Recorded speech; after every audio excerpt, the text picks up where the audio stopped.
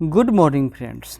आज हम लोगों का बायोलॉजी में पार्ट 2 होगा, यानी आज हम लोग कोशिका यानी सेल से आगे अध्ययन शुरू करेंगे। उससे पहले एक बात कि हम लोग महेश बर्नवाल की जो पुस्तक है NCERT सार संग्रह, यानी उसमें NCERT के जो कक्षा 6 से लेकर 12 तक के जितने भी फैक्ट है सब कुछ उसमें वन लाइनर के रूप में दिया गया है। तो उसी का हम लोग अध्ययन कर रहे थे, जिसमें आपको polity of India, Indian geography, world geography, science and technology, पर्यावरण और इन सब के वीडियो बनाए जा चुके हैं। और इसी साइंस में भी आपको फिजिक्स और केमिस्ट्री का भी हो चुका है। और अब आज हम लोग बायोलॉजी में उसके पार्ट 2 में हैं। तो देखते हैं। सबसे पहले आज हम लोग कोशिका से शुरू करेंगे। तो चलिए पढ़ते हैं। जैव कोशिका के किस कोशिकांग को ऊर्जा घर कहा जाता है, यानी पावर हाउस? याद कर लीजिए, वह है माइटोकॉन्ड्रिया। हमारे तंत्र में अधिकतम ATP अणुओं को उत्पन्न करने वाले पद का नाम क्या है? ये क्वेश्चन आएगा, याद कर लीजिए, क्रेब्स चक्र। प्लाज्मा झिल्ली किन पदार्थों से बनी होती है? तो वह प्रोटीन तथा लिपिड से होती है। मानव शरीर के किस अंग में लसिका कोशिका यानी लिम्फोसाइट सेल पाई जाती है? तो वह प्लीहा यानी स्प्लीन में।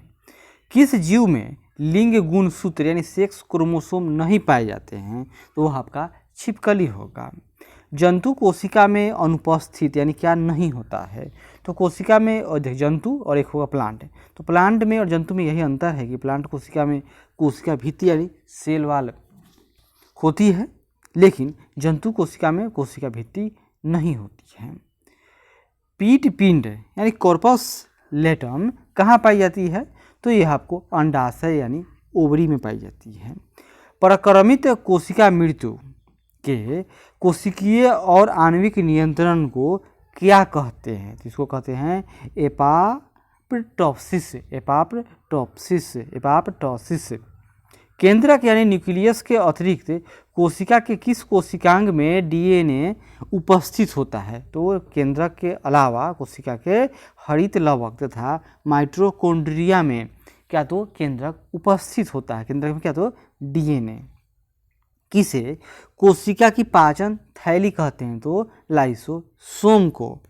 मनुष्य के किस ऊतक यानी टिश्यू में जन्म के पश्चात कोशिका विभाजन नहीं होता है? तो तंत्रिका ऊतक यानी नर्व सेल।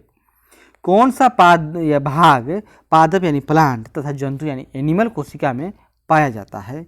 तो दोनों में कॉमन कौन कौन है? तो देख लीजिए, कोशिका झिल्ली, कोशिका द्रव और केंद्रक। हाइपरप्लासिया का क्या अर्थ है? इसका अर्थ है कि कोशिका के आकार में वृद्धि होना। जीन शब्द सर्वप्रथम किसने प्रतिपादित किया था? जॉनसन ने। क्या नाम था उनका? जॉनसन।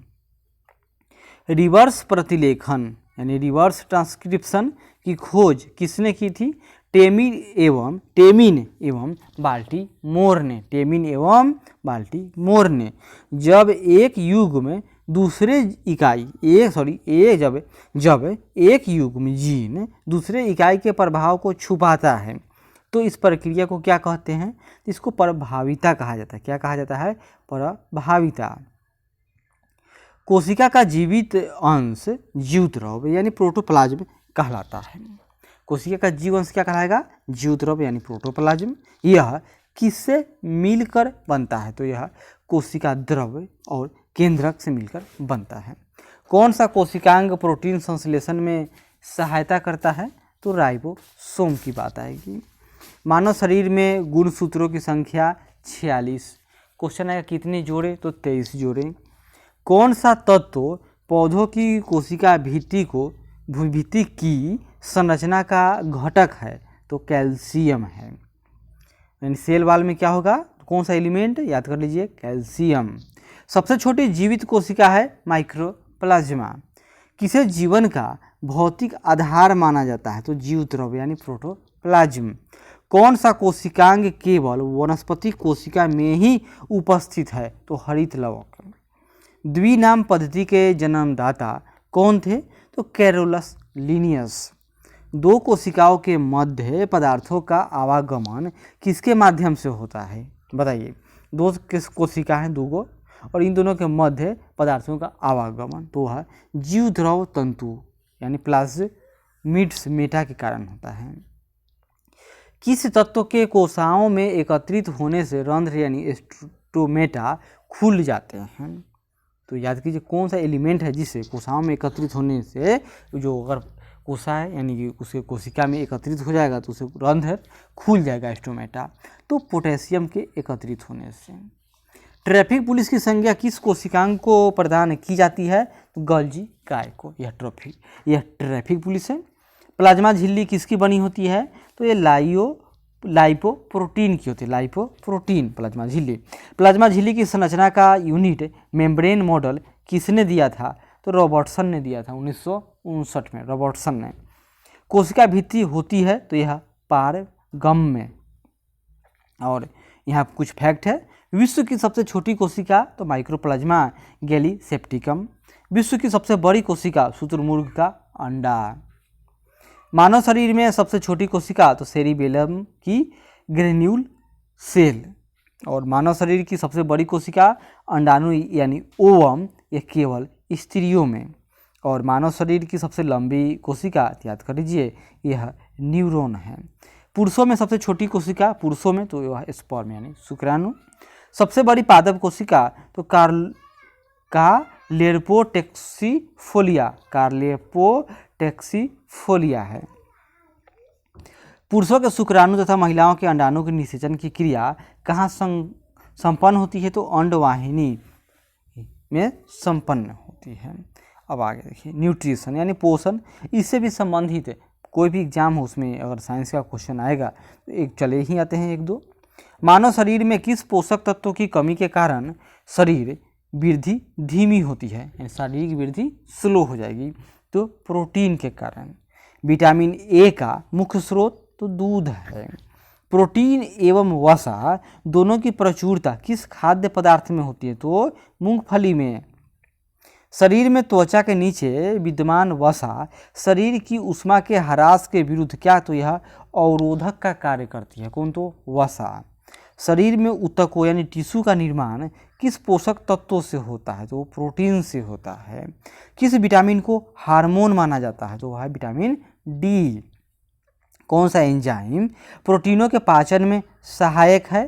तो वह है ट्रिप्सिन। क्या याद कीजिएगा? ट्रिप्सिन। और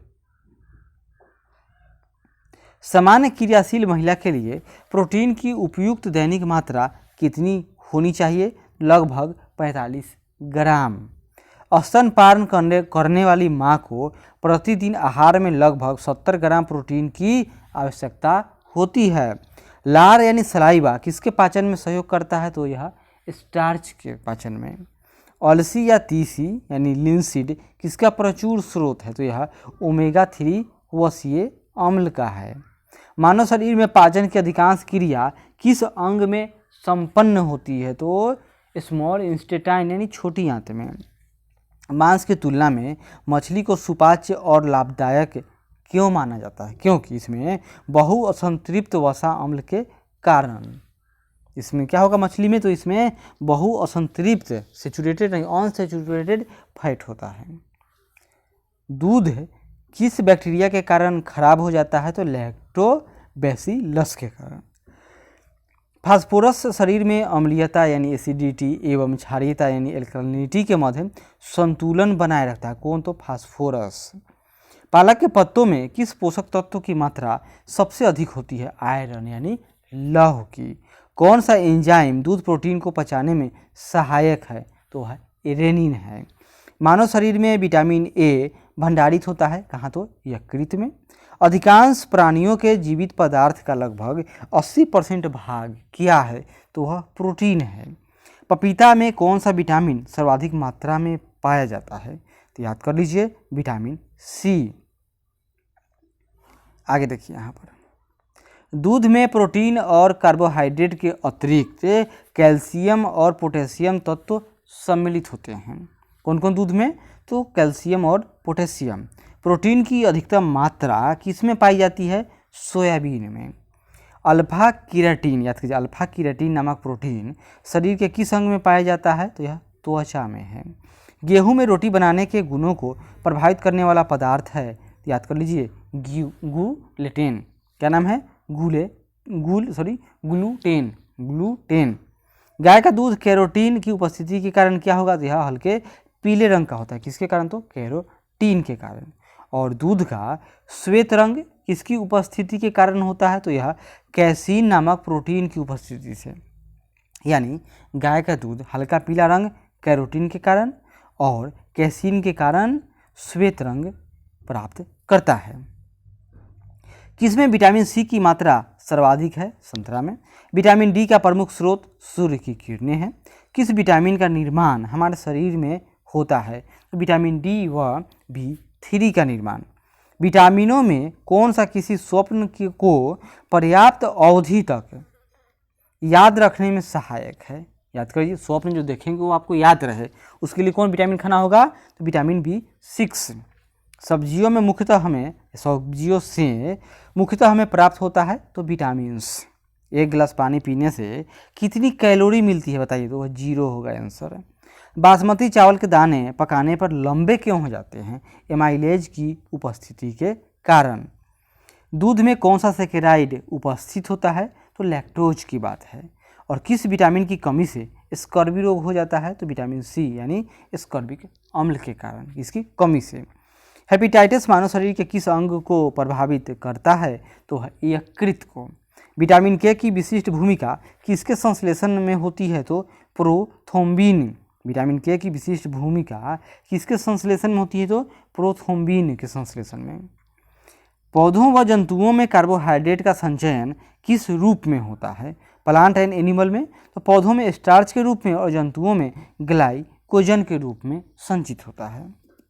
विटामिन होते हैं आवश्यक कार्बनिक यौगिक जिनका संश्लेषण शरीर में न होता है। और शरीर में अवशोषित होने वाले पोषक पदार्थों से भंडारण के लिए आवश्यकता से अधिक वसा का संश्लेषण कर लिया जाता है। यानी तभी तो शरीर में पहले लोग का पेट निकलेगा, फिर उसके बाद में क्या होगा, गर्दन मोटा, जंघा मोटा, और फिर उसके बाद में आदमी सदा के लिए मोटा हो जाता है।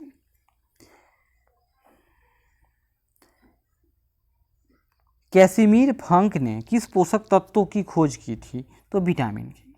विटामिन ए से संपन्न किस खाद्य पदार्थ, याद कीजिए विटामिन ए से संपन्न खाद्य पदार्थ का नाम, तो कार यकृत तेल यानी मछली का तेल, शकरकंद, गाजर, पालक आदि सभी विटामिन ए प्रचुर मात्रा में है। मनुष्य में विटामिन ए की कमी से क्या होगा, तो रतौंधी रोग और शारीरिक वृद्धि व भार में कमी और कर्निया तथा त्वचा संबंधी रोग उत्पन्न हो जाते हैं। विटामिन B12 का रासायनिक नाम, तो साइनोकोबालामिन है B12 का नाम। खट्टे फलों में कौन सा विटामिन पाया जाता है, तो विटामिन सी। घाव के भरने में कौन सा विटामिन सहायक है, विटामिन सी। किलोसिस नामक रोग किस विटामिन की कमी से होता है, तो विटामिन B2 की कमी से। थायमीन किसका रासायनिक रूप है, तो विटामिन B1 का नाम है थायमीन। जल में कौन सा विटामिन घुलनशील है, तो विटामिन बी और सी जल में घुलनशील है, बाकी सब जल में अघुलनशील है। पिलाग्रा और स्कर्वी क्रमशः किन विटामिनों की कमी के कारण होता है, तो पिलाग्रा की कमी से पिलाग्रा बीमारी विटामिन B3 की कमी से, यहाँ देखिए विटामिन B3 की कमी से पिलाग्रा और विटामिन सी की कमी से स्कर्वी रोग हो जाता है। विटामिन डी का रासायनिक नाम क्या है, तो कैल्सीफेरॉल है। विटामिन डी की कमी से कौन सा रोग होता है, तो रिकेट्स नामक बीमारी हो जाता है। रक्त का थक्का बनने में विटामिन के की आवश्यकता होती है। किस विटामिन की कमी से शरीर की प्रतिरक्षा प्रणाली तथा जनन क्षमता कम हो जाती है, तो स्कॉर्बिक अम्ल। कहीं कहीं आपको यह विटामिन ई भी मिलेगा, लेकिन यहाँ पर शरीर प्रतिरक्षा है इसलिए स्कॉर्बिक अम्ल यानी विटामिन सी की बात है। संक्रमण रोधी विटामिन किसे कहते हैं, तो विटामिन ए को कहते हैं। किस विटामिन में कोबाल्ट पाया जाता है, तो विटामिन B12 में। अनाज के छिलके में मुख्यतः कौन सा विटामिन पाया जाता है, तो थायमीन यानी B1 की बात है। भोजन में रेशा का महत्व बताइए, याद लिखिए। भोजन में रेशों की अधिकता पाचन क्रिया में सहायक होती है। रेशे युक्त भोजन में ग्लूकोज की मात्रा कम होती है, जिससे आंतों में ट्यूमर बनने की संभावना कम हो जाती है। यहाँ देखिए दीर्घमात्रिक खनिज यानी मैक्रो शरीर को दो तरह के मिनरल्स चाहिए, एक मैक्रो और एक माइक्रो। मैक्रो मतलब बहुत मात्रा में, माइक्रो यानी थोड़ा सा। तो मैक्रो मिनरल्स में देखिए कैल्शियम यानी Ca, तो इसकी आवश्यकता क्यों, ये महत्व क्यों है? दांतों और अस्थियों की रचना, रुधिर स्कंदन यानी ब्लड क्लोटिंग, और तंत्रिकाओं एवं पेशियों के कार्य के लिए कौन आवश्यक है? तो कैल्शियम। दूसरा फास्फोरस यानी P, दांतों और हड्डियों की रचना, अम्ल क्षार संतुलन, ATP और DNA, इन सब में किसका महत्व है? तो फास्फोरस का है।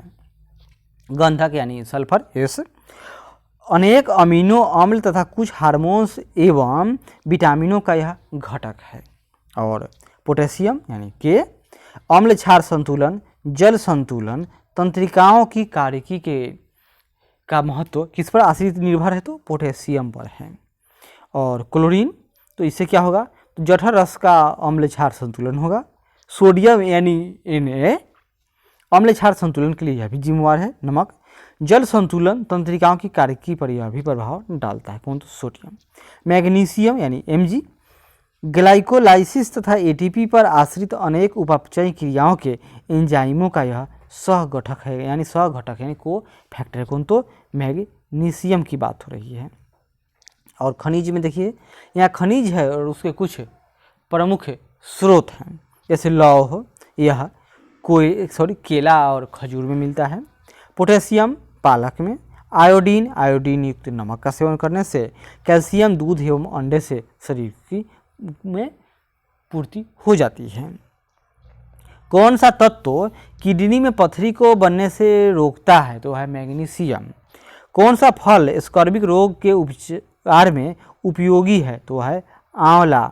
एक संतुलित आहार में विभिन्न पोषक तत्वों किस अनुपात में होने चाहिए? 1/2 यानी आधा, 1/2 प्रोटीन होगा, 1/4 वसा होगा और 3/5 क्या होगा? तो कार्बोहाइड्रेट होना चाहिए आपको जो खाना खाइएगा उसमें। और आगे बढ़ते हैं। किस पोषक तत्व से प्रति ग्राम सर्वाधिक ऊर्जा प्राप्त होती है? तो वह है वसा। किसकी कमी से क्रिस्टिनिज्म यानी मंद बुद्धि एवं बौना रोग हो जाता है? तो होगा आयोडीन की कमी से।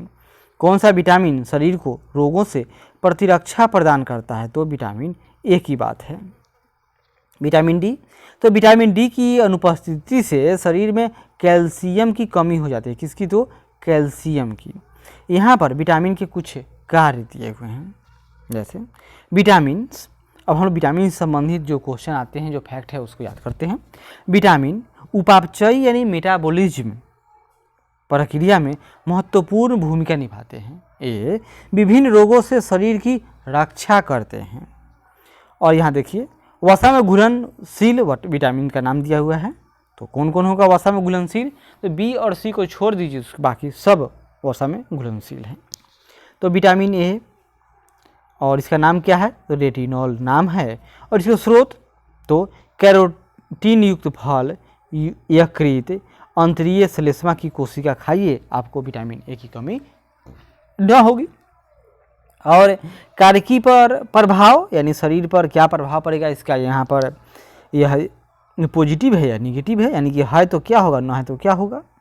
तो दृष्टि रंगों का संश्लेषण करता है। एपिथीलियम स्तरों की वृद्धि एवं विकास के लिए विटामिन ए जिम्मेवार है। और इसकी कमी से न हो तो कॉर्निया व त्वचा की कोशिकाओं का विकास अवरुद्ध हो जाता है। विटामिन डी वैज्ञानिक नाम कैल्सीफेरॉल। इसका स्रोत मक्खन, यकृत, मछली का तेल, गुर्दा, अंडे, ईस्ट, सूर्य के प्रकाश द्वारा संश्लेषित शरीर में हो जाता है। तो विटामिन डी की बात है। और इसका प्रभाव कैल्शियम व फास्फोरस का उपापचय होता है, हड्डियों और दांतों में वृद्धि हो जाती है। यह हर शरीर में विटामिन डी आपका हड्डी मजबूत हो जाएगा। और कमी से सूखा रोग यानी इसको क्या कहेंगे? ऑस्टियोमाइलासिया रोग हो जाएगा आपको। और विटामिन ए वैज्ञानिक नाम टोकोफेरॉल, क्या नाम है? टोकोफेरॉल। यह आपको तेल, गेहूँ, अंडे की जर्दी और सोयाबीन में पर्याप्त मात्रा में मिल जाएगा। और इसकी कमी मतलब अधिक शरीर में होने से क्या होगा?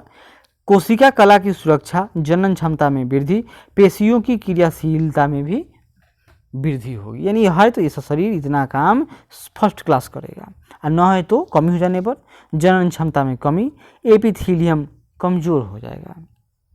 विटामिन के, और वैज्ञानिक नाम इसका याद कर लीजिए, फिलोक्विनिन, फिलोक्विनिन। और यह आपको हरी पत्तियाँ, अंडा, यकृत, टमाटर, गोभी, सोयाबीन और आंत के बैक्टीरिया को खाइए, आपके पास विटामिन के प्रचुर मात्रा में उपलब्ध हैं। यानी भी आंत के बैक्टीरिया का मतलब क्या है, यह शरीर में जो आंत है वहाँ भी इसका संश्लेषण हो जाता है, यानी वहाँ पर इसका निर्माण हो जाता है। और इसका काम यकृत में प्रोथ्रोम्बिन का संश्लेषण इससे होता है। और चोट पर रक्त का थक्का न जमने से अधिक रक्त स्राव होता है इसकी कमी से। अब हम लोग जल में घुलनशील विटामिन यानी वाटर सोल्यूबल विटामिन के बारे में थोड़ा जानकारी प्राप्त करते हैं। सबसे पहले हम लोग विटामिन बी के बारे में जानेंगे।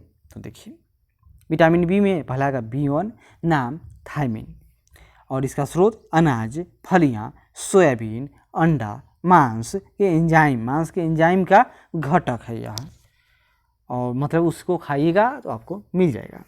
कौन विटामिन? तो विटामिन B1 यानी थायमिन। और इसका शरीर पर प्रभाव, कार्बोहाइड्रेट व वसा उपापचय क्रियाओं के एंजाइम का यह घटक है। और कमी से बेरी रोग, किससे? तो विटामिन B1 या थायमिन की कमी से बेरी रोग हो जाती है। दूसरा, राइबोफ्लेविन यानी B2 की बात हो रही है। यह आपको पनीर, अंडा, ईस्ट, हरी पत्तियाँ, दूध, यकृत, मांस खाने से शरीर में इसकी पूर्ति हो जाएगी। और पूर्ति है तो उपापचय में यह महत्वपूर्ण सह एंजाइम्स है। FAD तथा FNM का यह घटक है। और कमी से किलोसिस रोग हो जाता है, किससे? तो B1 यानी राइबोफ्लेविन की कमी से। विटामिन B3 यानी निकोटिक अम्ल, B3 यानी निकोटिक अम्ल, इसका स्रोत ईस्ट, मांस, यकृत, मछली, अंडा, दूध, मटर, मेवा, फलियां खाते रहिए तो आपको B3 की कमी न होगी, यानी निकोटिनिक अम्ल की कमी न होगी। और जब शरीर में है तो उपापचय में यह महत्वपूर्ण सह एंजाइम है। NAD तथा NADP का एक घटक है। और इसकी कमी से यानी निकोटिक अम्ल या B3 की कमी से पिलागरा रोग हो जाता है। विटामिन B5 यानी पेंटोथेनिक अम्ल, B5 पेंटोथेनिक अम्ल, यह आपको अंडा, यकृत, मांस, दूध, टमाटर, मूंगफली, गन्ना खाने से प्राप्त हो जाएगा। और इससे फायदे, तो कैटाबॉलिज्म में यह महत्वपूर्ण सह एंजाइम है। और एंजाइम विटामिन ए का भी यह घटक है, B1 एंजाइम ए का घटक है। इसकी कमी से चर्म रोग, वृद्धि कम होना, बाल सफ़ेद, जनन क्षमता कम हो जाएगा। और B6 यानी पायरिडॉक्सिन B6, ये आपको दूध, ईस्ट, अनाज, मांस, यकृत, यानी जितने भी विटामिन देखिएगा उन सब में आपको मांस सब में कॉमन मिल जाएगा। और इससे क्या होगा? B6 का काम यानी पायरिडॉक्सिन का काम अमीनो अम्ल के उपापचय में यह सह एंजाइम का काम करेगा। और इसकी कमी से एनीमिया यानी रक्तहीनता, चर्म रोग और पेशीय ऐंठन जैसी बीमारियां हो जाती हैं। B7 यानी बायोटिन, तो बायोटिन यह आपको मांस, गेहूं, अंडा, मूंगफली, चॉकलेट, सब्जी, फल, इन सब से आपको आपके शरीर में पूर्ति हो जाएगी। और इनसे क्या फायदे हैं? वसीय एवं अमीनो अम्ल सहित कई अन्य पदार्थों का संश्लेषण में सहायक है। और इसकी कमी से चर्म रोग व बालों का झड़ना, किससे? तो B7 यानी बायोटीन, B7 यानी बायोटीन से क्या होगा? तो चर्म रोग एवं बालों का झड़ना। आगे बढ़ते हैं।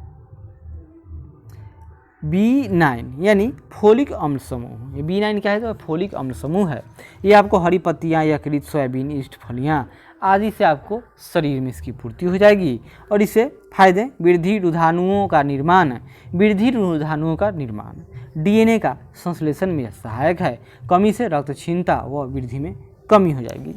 B12 यानी साइनोकोबालामिन, यह आपको मांस, मछली, यकृत, अंडा, दूध, आंत की बैक्टीरिया से शरीर की पूर्ति होती रहती है। और इसके फायदे, तो वृद्धि रुधानुओं का निर्माण, न्यूक्लिक अम्लों का संश्लेषण होगा। और कमी से रक्तहीनता, तंत्रिका तंत्र के विकार उत्पन्न हो जाते हैं।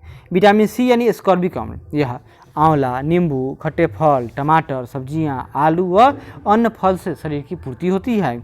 और इससे क्या होगा? यहाँ देखिए, अंतराकोशीय सीमेंट, कोलेजन तंतुओं और हड्डियों के मैट्रिक्स में क्या होगा? तो इसे यह मुख्य संगठक है उसका। और इसकी कमी से स्कर्वी रोग, मसूड़ों में सृजन एवं रक्त आना, किसकी कमी से? तो विटामिन सी यानी स्कर्विक अम्ल की कमी से ये सब बीमारी उपद्रव उत्पन्न हो सकते हैं। विटामिन के का रासायनिक नाम फिलोक्यूनोन है, जिसका कार्य रक्त स्कंदन करना तथा यकृत में प्रोथ्रोम्बिन का निर्माण करना है। अब हम लोग आगे पादपों की आकारिकी यानी प्लांट मॉर्फोलॉजी के बारे में थोड़ी जानकारी प्राप्त करेंगे। इतना जानकारी की जो एग्जाम के लिए प्रचुर हो। तो देखिए, पादपों में किस संरचना के द्वारा जल ऊपर की ओर जाता है, यानी बार बार पूछता है कि ग्रेविटेशन के खिलाफ कौन काम करता है? यही आपका जाइलम, यानी जाइलम जल का संवहन करता है। और यह जल जड़ से लेकर और पौधे के पत्तियों तक पहुंचा देता है। कौन? तो जाइलम जल और फ्लोएम फल। एक बीज जिसके अभाव में अंकुरित हो सकता है। एक बीज किसके अभाव में? तो पर्याप्त प्रकाश के अभाव में बीज अंकुरित हो सकता है। प्रकाश संश्लेषण की दर किस प्रकाश में अधिक होती है? श्वेत प्रकाश में। रंध्रीय वाष्पोत्सर्जन रुक जाता है विसरण केशिका क्रिया में। जीवाणुओं द्वारा नाइट्रेट को वायुमंडलीय नाइट्रोजन में परिवर्तित करने की प्रक्रिया क्या कहलाती है? तो उसको कहेंगे लोग विनाइट्रीकरण। और किस प्रक्रिया के दौरान सौर ऊर्जा रासायनिक ऊर्जा में परिवर्तित हो जाती है? तो यह है प्रकाश संश्लेषण के दौरान। वृद्धि रोधक के रूप में कार्य करते हैं। कौन? तो एबिसिक अम्ल व इथाइलिन वृद्धि रोधक के रूप में कार्य करते हैं। पुष्पित पौधों के बीज किसके बने होते हैं? तो भ्रूण खाद्य संग्रह तथा आवरण, यानी पुष्पित पौधों के बीज किसके? तो भ्रूण खाद्य संग्रह तथा उसका आवरण होता है। प्रकाश संश्लेषण पादप के किस कोशिका का होता है? प्रकाश संश्लेषण पादप यानी प्लांट के किस कोशिका का भाग है, यानी कहाँ पर प्रकाश संश्लेषण होता है? सिंपल इनको पूछने का मतलब यही है। तो क्लोरोप्लास्ट में होता है प्रकाश संश्लेषण। कहाँ? तो फोटोसिंथेसिस। कहाँ? तो क्लोरोप्लास्ट में। यदि हम केंचुए अथवा जोक पर नमक छिड़कते हैं तो वह क्यों मर जाता है? परासरण पराघात के कारण, डिप्लास्मोसिस के कारण, यानी परासरण पराघात के कारण। और कौन सी फसल मिट्टी को अतिरिक्त नाइट्रोजन प्रदान करती है? तो मटर है। कौन सा तत्व पौधों के विकास में आवश्यक नहीं है? तो वह है सोडियम। वर्मी कंपोस्ट क्या है? तो कार्बनिक जैव उर्वरक है वर्मी कंपोस्ट। किस पौधे को औषधिक भारतीय चिकित्सक कहा जाता है? तो आंवला को कहा जाता है। किसको? तो आंवला को। अफीम पौधे के किस भाग से प्राप्त किया जाता है? तो फूल से। किससे? तो फूल से प्राप्त किया जाता है। सबसे पहले बनने वाले प्राथमिक जाइलम तत्वों को क्या कहते हैं? सबसे पहले बनने वाले प्राथमिक जाइलम तत्व को तो प्रोटोजाइम कहते हैं। क्या कहते हैं? प्रोटोजाइम। कॉफी पौधे के किस भाग से प्राप्त होती है? तो बीज से प्राप्त होती है। किससे? तो बीज से। रेशम के कीट सामान्यतः किस पेड़ पर पाले जाते हैं? वह है शहतूत यानी मलबरी।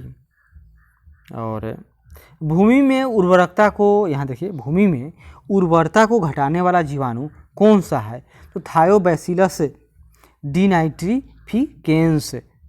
थायोबैसिलस डीनाइट्रीफिकेंस यह भूमि की उर्वरता को घटाता है। और क्या है? तो जीवाणु है। जीवाणु में प्रकाश संश्लेषण क्रिया में हाइड्रोजन दाता सामान्यतः कौन होता है? तो प्रकाश संश्लेषण क्रिया में हाइड्रोजन दाता तो हाइड्रोजन सल्फाइड यानी H2S होता है। किस समूह के पौधों के जीवन चक्र में दो स्वतंत्र पीढ़ियों का एकांतर होता है? तो वह टेरिडोफाइट्स। वायु प्रदूषण के सूचक होते हैं लाइकेंस। अंडाशय विहीन पुष्पोद्भिद क्या कहलाते हैं? तो वे जिम्नोस्पर्म्स कहलाते हैं। बरगद की शाखाओं से निकलने वाली जड़ों को क्या कहा जाता है? तो वह है स्तंभ मूल यानी प्रूप रूट। स्तंभ मूल। परजीवी पौधे अपने पोषक यानी होस्ट के किस अंग द्वारा भोजन का अवशोषण करते हैं? तो चूसकांग द्वारा। किस प्रकार के पौधों की जड़ों में द्वितीयक वृद्धि यानी सेकेंडरी ग्रोथ पाई जाती है? तो द्विबीजीय पत्री पौधों में। किसमें? तो द्विबीजीय पत्री पौधों में क्या पाया जाएगा? तो पौधों की जड़ों में द्वितीयक वृद्धि पाई जाती है। नागफनी में पत्तियां किसमें रूपांतरित होती हैं? तो कांटों में। गेहूं, धान एवं जौ में कैसी जड़ें हैं, रूट्स पाई जाती हैं, तो वे हैं तंतुमय जड़ें। रेशेदार जड़ तंत्र किन पौधों में पाया जाता है, तो प्रायः एक बीजपत्री पौधों में। कौन सा मरुद्भिद पौधा उत्तर प्रदेश के मैदानी प्रक्षेत्रों में पाया जाता है, तो एकेसिया। पुष्प का सहायक अंग किसे कहा जाता है, तो बाह्य दलपुंज एवं दलपुंज को पुष्प का सहायक अंग कहा जाता है। यहाँ पर पादप है और प्रयोग योग्य भाग यानी खाने वाला भाग। लहसुन और प्याज का क्या होता है, सल्क कंद, उसको बल्ब यानी सल्क कंद कहते हैं। हल्दी व अदरक इसको परकंद यानी राइजोम कहते हैं। अरबी और जिमी कंद यह घनकंद होता है, कॉर्म। और आलू यह कंद या स्तंभ कंद होता है यानी ट्यूबर होता है। हार्मोन्स यानी हार्मोन्स बीकर यानी एंजाइम से भिन्न होते हैं। क्यों? क्योंकि हार्मोन्स उपापचयी क्रियाओं में पूर्णतः प्रयुक्त होते हैं। कौन? तो हार्मोन्स, लेकिन एंजाइम नहीं होता होगा यानी बीकर ना होगा। जीवाणु में प्रकाश संश्लेषण उच्च पादपों से भिन्न होता है, क्योंकि इसमें O2 यानी ऑक्सीजन का निष्कासन नहीं होता है। प्याज किसका परिवर्धित रूप है, तो यह तने का परिवर्धित रूप है। कौन? तो प्याज। प्रकाश संश्लेषण यानी फोटोसिंथेसिस की प्रक्रिया केवल दृश्य प्रकाश यानी विजुअल लाइट में होती है। आगे देखिए, कंकाल तंत्र यानी स्केलेटन सिस्टम के बारे में थोड़ी जानकारी एकत्र करते हैं, तो देखते हैं क्या पढ़ना है यहाँ पर। मानव भ्रूण का हृदय स्पंदन कब आरंभ होता है, तो विकास के चौथे से 5वें सप्ताह के मध्य। क्या होगा, तो मानव भ्रूण का हृदय स्पंदन यानी स्पंदन यानी हार्ट पल्सेटेशन कब आरंभ होता है, तो विकास के चौथे या 5वें सप्ताह में। मनुष्य की खोपड़ी में कितनी अस्थियां होती है, तो 29। प्रतिवर्ती क्रियाओं यानी रिफ्लेक्स एक्शन का नियंत्रण केंद्र कहाँ स्थित है, तो कशेरुक रज्जु यानी स्पाइनल कोड में। वयस्क मानव में कितनी अस्थियां होती हैं, तो 206 अस्थियां होती हैं। नाखून काटते समय दर्द नहीं होता है, क्योंकि नाखून मृत कोशिकाओं के द्रव द्वारा बने होते हैं, जिनमें रक्त संचरण नहीं होता है। हमारे शरीर का सबसे दृढ़ भाग कौन सा है, तो वह है दंतवल्क यानी इनेमल, यह सबसे कठोर भाग है। शल्य क्रिया में ऑर्थोप्लास्टी का क्या कार्य है, तो जोड़ का प्रतिस्थापन यानी ज्वाइंट रिप्लेसमेंट करना है। किसका, तो ऑर्थोप्लास्टी का काम है। मानव शरीर में सबसे छोटी हड्डी कान की होती है, जिसे स्टेपीज कहा जाता है। और मानव शरीर की सबसे लंबी अस्थि तो वह जांघ की हड्डी यानी वह फीमर है। कशेरुक रज्जु यानी स्पाइनल कोड में कितनी जोड़ी तंत्रिकाएं होती हैं, तो 31 जोड़ी। मनुष्य के शरीर में पसलियों के कितने जोड़े पाए जाते हैं, याद कीजिए 12 जोड़े। मानव शरीर के डिंबवाहिनी नली यानी फ्लोपियन ट्यूब में शुक्राणु यानी स्पर्म और डिंब यानी ओवम को निषेचित करता है, यानी शुक्राणु और डिंब को निषेचित कहाँ होगा, तो डिंब वाहिनी नली में होगा। वयस्क मानव में जल का प्रतिशत कितना होता है, 65%। अस्थि एवं दंत निर्माण हेतु क्या आवश्यक है, तो कैल्शियम और फास्फोरस आवश्यक है। मानव शरीर की सबसे मजबूत पेशियाँ कौन सी है, तो जबड़े की पेशियाँ। परिवर्धनशील भ्रूण की शुष्क यानी ड्राइंग से कौन सा रक्षा करता है, परिवर्धनशील भ्रूण की शुष्क यानी ड्राइंग से कौन रक्षा करता है, तो उल्व यानी एमिनियन, या क्या कहेंगे उसको हम लोग, तो उल्व कहेंगे। मानव के जीवन काल में कितने दांत 2 बार विकसित होते हैं, तो वह 20 दांत जो 2 बार विकसित होते हैं, इसको क्या कहते हैं हम लोग, तो दूध का दांत। मनुष्य की खोपड़ी में अस्थियों की कुल संख्या यानी हड्डियों की कुल संख्या 28 होती है। मानव शरीर की सबसे बड़ी गुहा कौन सी है, कोलम या स्प्लेनिकम गुहा। और त्वचा पर चोट लगने के बाद इसका पुनरुद्भवन किसके द्वारा किया जाता है, तो घनाकार उपकला के द्वारा। कंडरा यानी टेंडन किसको जोड़ती है, तो टेंडन का काम है यानी कंडरा का पेशी को अस्थियों से जोड़ती है, यानी मांसपेशियों को हड्डी से। और स्नायु यानी लिंगामेंट किसको जोड़ता है, तो यह अस्थि को अस्थि से यानी हड्डी को हड्डी से जोड़ देता है। स्नायु एवं कंडराएं कैसे ऊतक हैं, तो संयोजी ऊतक यानी कनेक्टिव टिश्यू हैं। स्तनियों की अस्थि उपास्थि से क्यों भिन्न होती है, यानी स्तनियों की अस्थि उपास्थि से क्यों भिन्न होती है, बताइए, उसका याद कीजिए। हैवर्सियन नलिकाओं के कारण। अस्थि का मैट्रिक्स किस प्रोटीन का बना होता है, अस्थि का मैट्रिक्स किस प्रोटीन का बना होता है, तो यह ओसिन का बना होता है। अस्थियों को कठोर बनाने वाले लवण मुख्यतः क्या होते हैं, कैल्शियम और मैग्नीशियम के फास्फेट होते हैं, ये लवण है अस्थियों को कठोर बनाने वाले लवण, क्या, तो कैल्शियम और मैग्नीशियम के फास्फेट होंगे। कौन, लसिका यानी लिम्फ में किन रुधाणुओं की अनुपस्थिति होती है, तो लसिका में किन रुधाणुओं की अनुपस्थिति होती है, तो लाल रुधाणु यानी आरबीसीज रेड ब्लड सेल्स की कमी होती है। कौन सा प्रोटीन त्वचा, बाल, नाखून, सींग तथा खूर के निर्माण में सहायक है, याद कीजिए, कीरेटिन। अस्थियों में कौन सा प्रोटीन पाया जाता है या पाई जाती है, तो ओसिन। अस्थियों में कौन सा प्रोटीन पाई जाती है, तो ओसिन है। अस्थियों में मुख्यतः कौन से अकार्बनिक पदार्थ पाए जाते हैं, किसमें, तो अस्थियों में, तो कैल्शियम तथा मैग्नीशियम के फास्फेट पाए जाते हैं। मज्जा गुहा का निर्माण किस प्रकार की कोशिकाएं करती है, तो मज्जा गुहा का निर्माण ओस्टियोक्लास्ट करते हैं, क्या नाम है, ओस्टियोक्लास्ट करती है, ओस्टियोक्लास्ट। अस्थियों का निर्माण किन ऊतकों से होता है, तो संयोजी ऊतकों के द्वारा अस्थियों का निर्माण होता है। शिशुओं में कुल कितनी अस्थियां पाई जाती है, तो 300। मानव शरीर के किस अंग में सबसे अधिक अस्थियों की संख्या है, हाथ में। किस प्रकार की संधियों द्वारा हमारी खोपड़ी की अस्थियां परस्पर जुड़ी है, तो अचल संधि द्वारा। मनुष्य के कंकाल में कब्जा संधि यानी हिंज ज्वाइंट का एक उदाहरण, उत्कृष्ट उदाहरण किन अस्थियों की संधि में मिलता है, तो अल्ना एवं ह्यूमरस में। और आगे बढ़ते हैं। मनुष्य की श्रेणी मेखला में 3 अस्थियां हैं, कौन कौन, तो इस्चियम, इलियम एवं प्यूबिस होती है।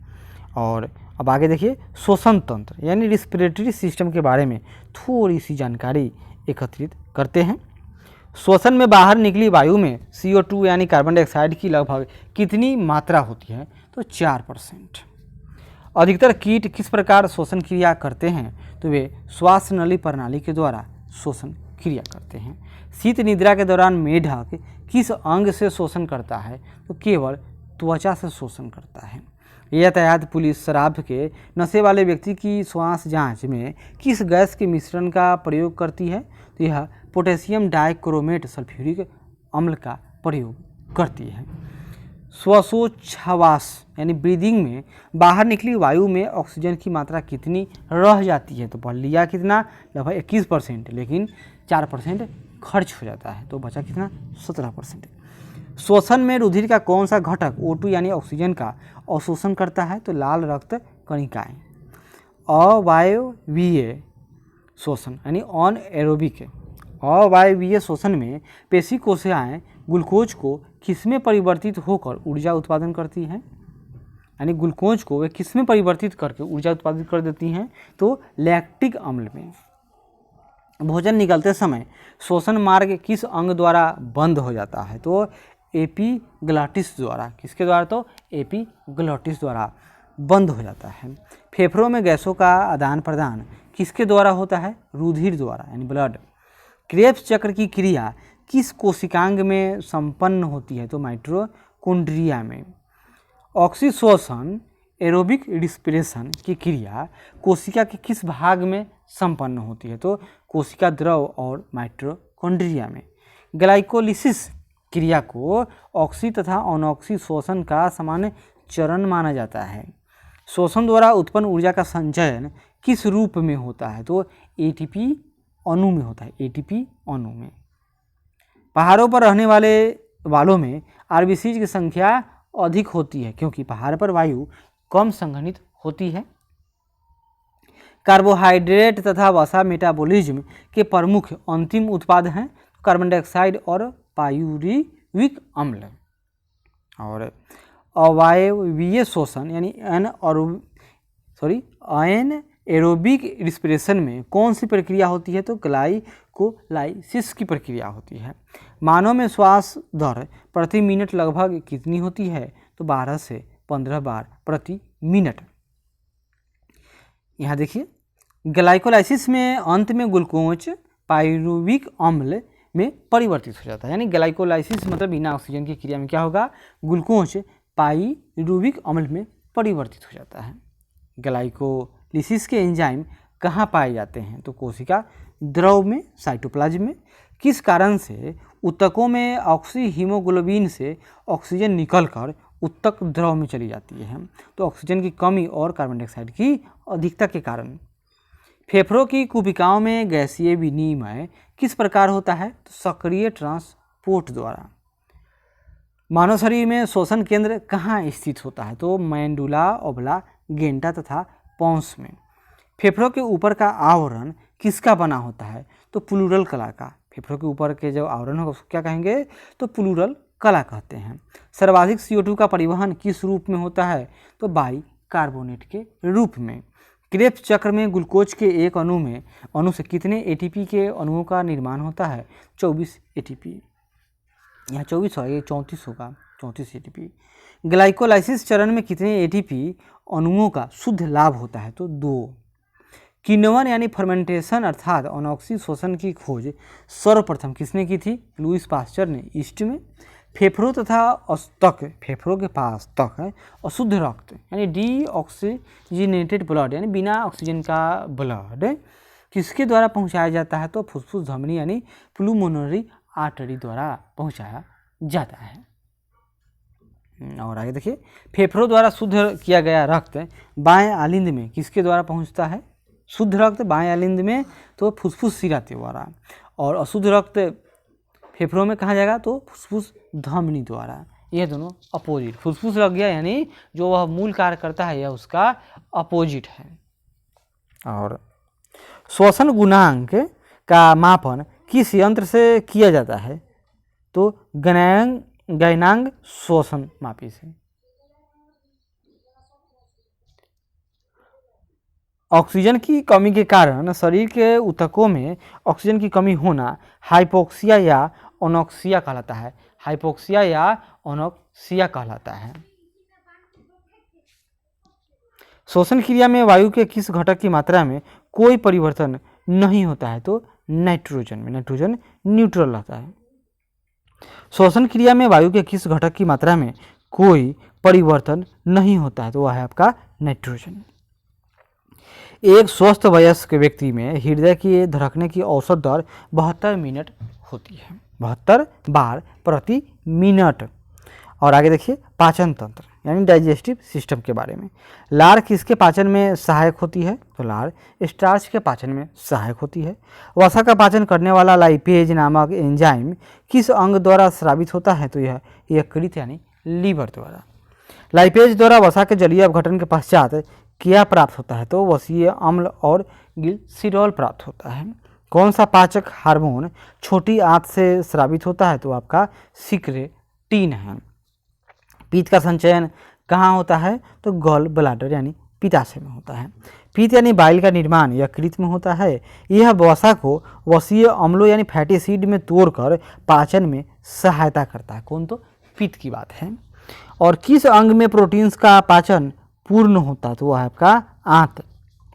अमाशय की भित्ति से कौन सा हार्मोन स्रावित होता है? अमाशय की भित्ति से तो वह है आपका गैस्ट्रिन।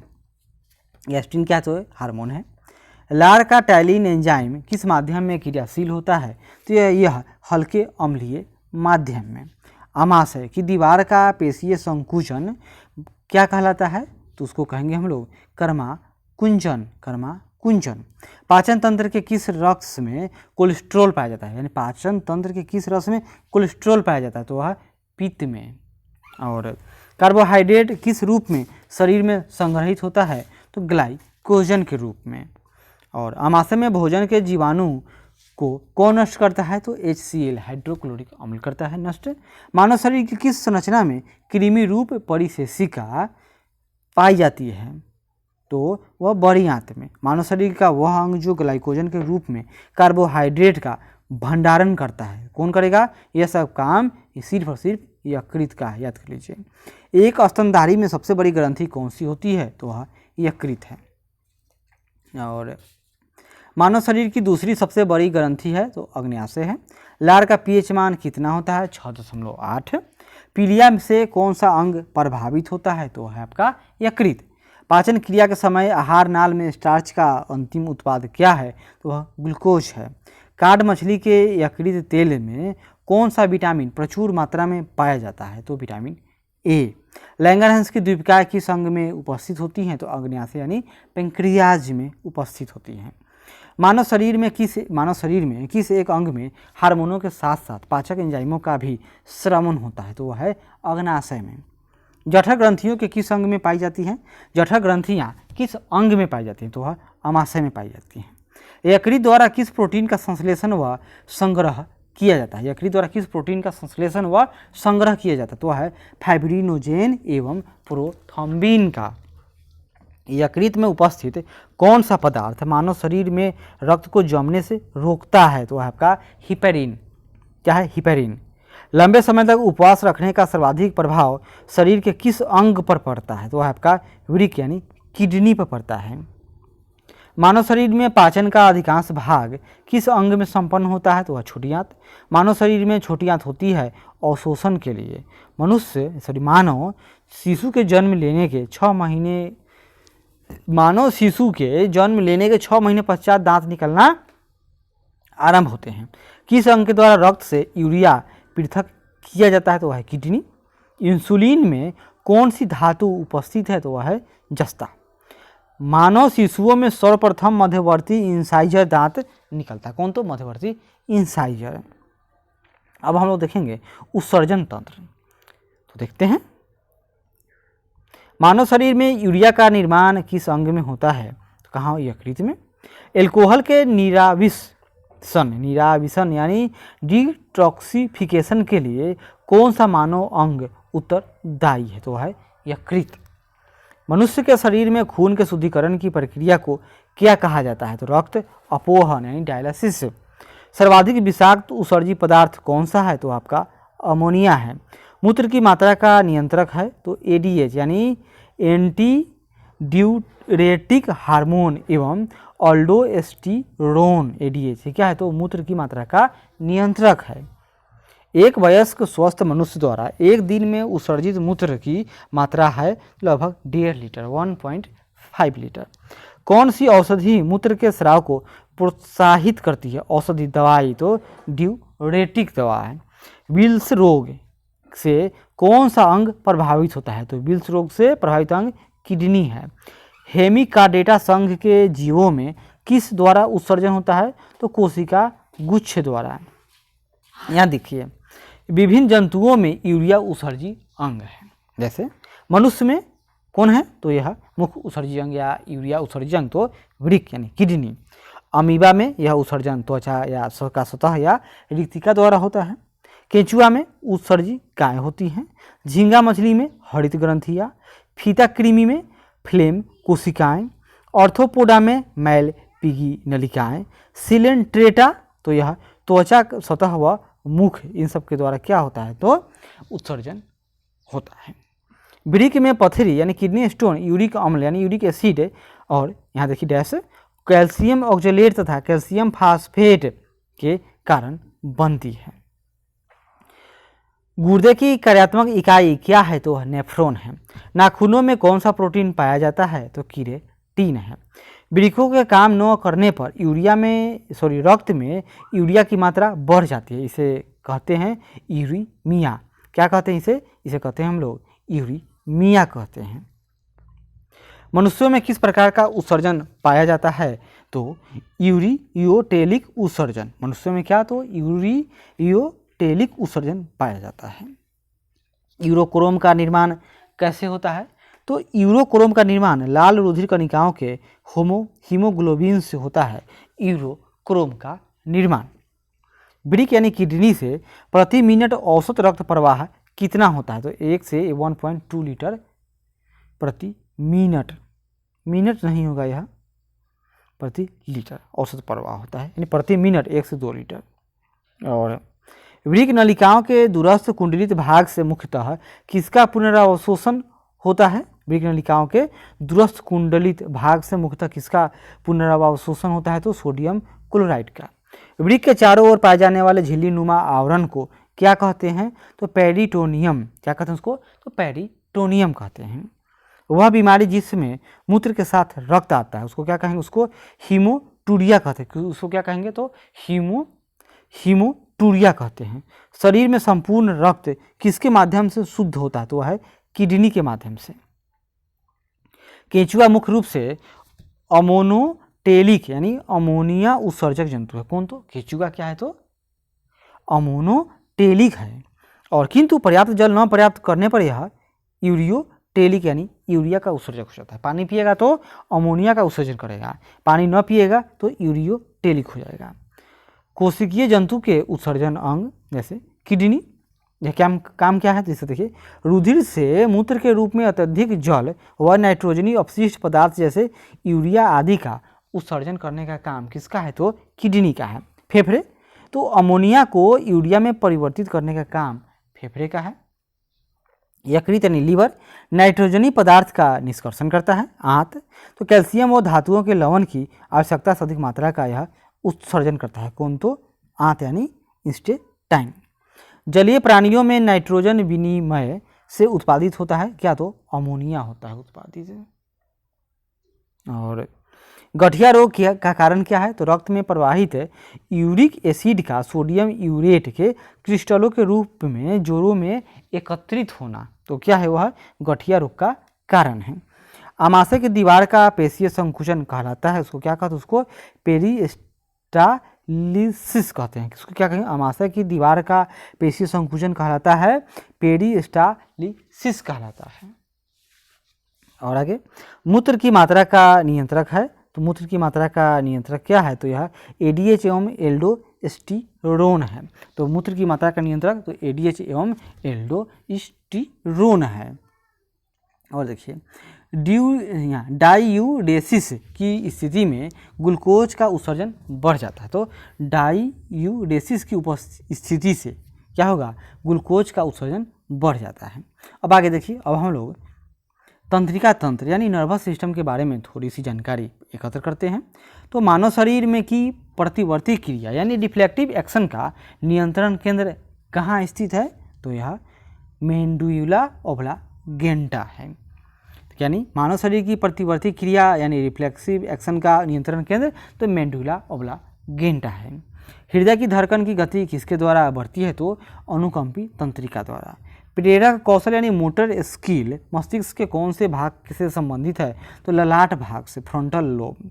मानव के मस्तिष्क का सबसे बड़ा भाग कौन सा है?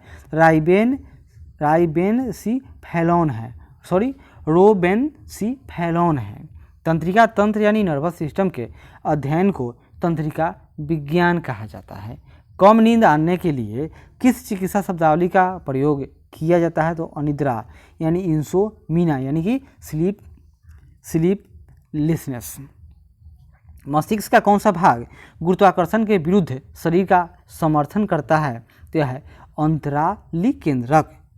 क्या कहेगा? तो अंतराली केंद्रक। यह मस्तिष्क का कौन सा भाग गुरुत्वाकर्षण के विरुद्ध शरीर का समर्थन करता है? तो अंतराली केंद्रक है। औसतन एक सामान्य मानव मस्तिष्क का भार कितना होता है? तो 1.36 किलोग्राम। शरीर में प्रतिवर्ती क्रियाओं का नियंत्रण एवं समन्वय कौन करता है? तो वह मेरुरज्जु यानी स्पाइनल कोड करता है। सेरिबेलम पाल्सी का मस्तिष्क संबंधी विकार है। यानी सेरिबेलम पाल्सी क्या है? तो यह मस्तिष्क संबंधी विकार है जो सामान्यतः छोटे बच्चों में पाया जाता है। तंत्रिका तंत्र का विकास सर्वप्रथम किस जीव में माना जाता है? तो वह हाइड्रा है। मनुष्य में कपालीय तंत्रिकाओं की संख्या होती है तो 12 जोड़ी। मनुष्य में मेरु तंत्रिकाओं यानी स्पाइनल नर्व्स की संख्या कितनी होती है? तो 31 जोड़ी है। मानव शरीर में भूख तथा तृप्ति मस्तिष्क के किस भाग द्वारा नियंत्रित होती है? तो वह कौन है? तो वह आपका हाइपोथैलेमस है। डिसलेक्सिया नामक बीमारी मानव शरीर के किस अंग से संबंधित है? तो वह मस्तिष्क से है। शरीर के अन्य सभी अंगों की तुलना में किस अंग को ऑक्सीजन की आवश्यकता सर्वाधिक होती है? तो मस्तिष्क की बात है। तंत्रिका ऊतक का प्रमुख कार्य क्या है? उत्तेजनाओं को प्राप्त करना तथा मेरुरज्जु व मस्तिष्क के आवेग इम्पल्स को भेजना किसका काम है? तो तंत्रिका ऊतक का प्रमुख कार्य है।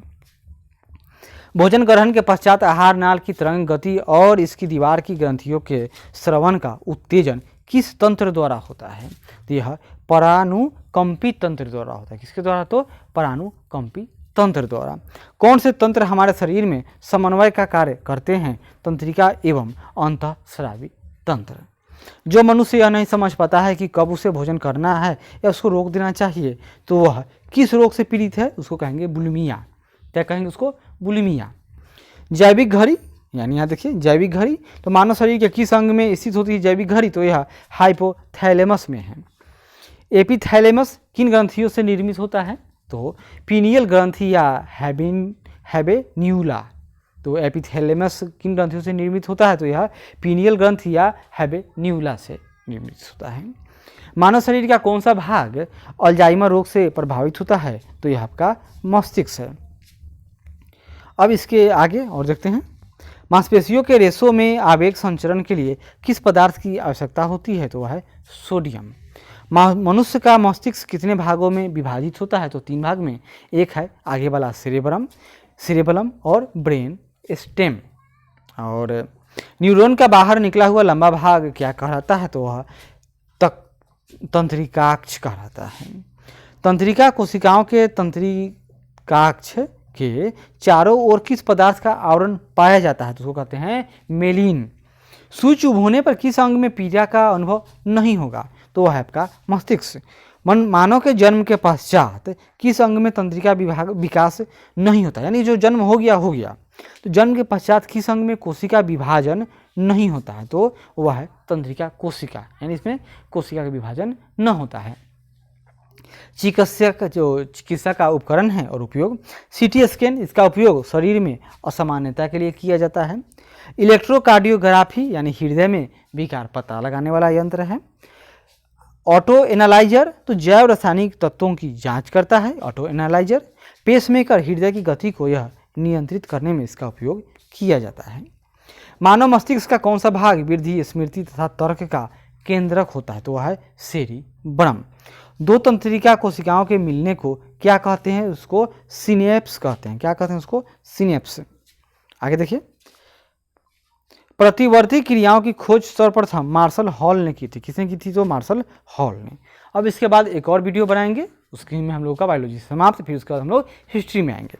तब तक आशा करते हैं कि यह प्रयास अच्छा लगे तो जरूर लाइक करें, शेयर करें, कमेंट करें और सब्सक्राइब करें। धन्यवाद।